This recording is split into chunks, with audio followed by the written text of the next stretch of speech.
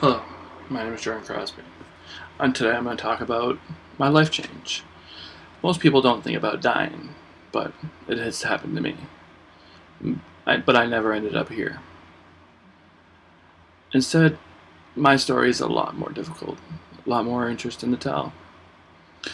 I was very wise and very tall. I had a lot of potential. My grandfather, he always motivated me to do what I wanted to do, follow any dream I had, push at what I can do. My innocence that I had was very much still there. Never lingered for a moment. I still played games, I still played with the pets. I still played, even at 18 years old, as pictured here. I still was a kid. Every moment was a kid. But eventually we all have to grow up.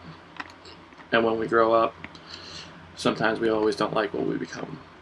I got involved in drugs. I got involved in alcohol. I loved it. I was the life of the party. It was ridiculous. I ran a bar. I was happy. And then the bar closed down. I didn't know really what to do. But I still had drugs. So then I went out and started working at Walmart. I worked at Walmart for a little over 6 months. And this is where my life changed. It wasn't because of Walmart, but it was because one day walking to work, something terrible happened to me. I had a heart attack. My heart decided to fail on me, and I collapsed. Not because of the drugs, not because of anything else, just because I have a really rare defect, and it decided at that moment in time to take me. I went to the hospital in an ambulance, and there I flatlined 3 times for over a minute and 45 seconds. My life was over. My life was just done.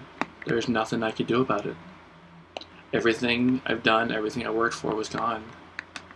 Most people have always asked me, did I see the white light at the tunnel? Did I work hard enough to earn my place, to earn a spot? But that's not what I believed. I never saw no white light. The doctor said the stuff I did is down to him. I sat up and started talking to him when I was clinically dead. Borges Hospital, as pictured here in Kalamazoo, they saved my life. It was in Borges Hospital that I found out what was really wrong. They are the hospital that went out of their way to teach me what was wrong with me. I have a rare syndrome known as Epstein's anomaly, where I have a deformed heart valve so the blood flow flows back. That causes one side of my right atrium to be enlarged, which caused stress to put me over and caused me to have a heart attack at age 20 years old. I didn't know how to take this. I've never been in the hospital before. They implanted a pacemaker, 20 years old, and all of a sudden my life was over. I was afraid to go in public, afraid for anybody to see me, because I just found out that I was fragile. The young me who thought I was invincible was gone. But then it dawned on me. If I've died once, what's the worst that can happen? And then I was enlightened so much. And I stopped drugs. I stopped alcohol. I got on with my life. I realized that I did not want to sit there and suffer and die. So I traveled. I got up off my feet and I traveled the country.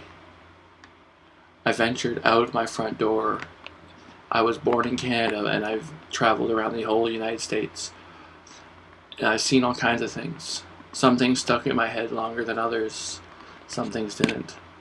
We went to St. Louis and I realized the world was a lot smaller if you let it be. But if you try and you travel and you open your mind, everything is huge. Everything is in mass. There is so much potential in life. About then is when my parents came into my life severely. I was starting to get really, really bad because all of a sudden the depression set in. There's all this life out there and I could never see it. So what was going to happen? I didn't know what to do. And that's when it was brought to me about this little kitten, lost its mother, had its umbilical cords, eyes were still closed, and that was my new family. I raised that cat. And that cat gave me the potential and let me see that there is so much better in life. And see that my life was worth trying. And every day I'm proving that. 2 years ago, December, I met the love of my life. And now I push myself every day for her. Her and her daughter are the best family I've ever had. And I'd never know what I'd do without them. They pushed me every day to try harder, to be more successful. We were happy. We were overjoyed.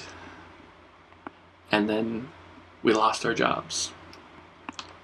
At about the same time, my girlfriend got pregnant. So with no job and a baby on the way, I did the only thing that's sensible to me. I turned to knowledge. I've always interested in stuff. I took the worst event in my life, my heart attack, and I shaped it to become a better person. And I didn't do it just for me.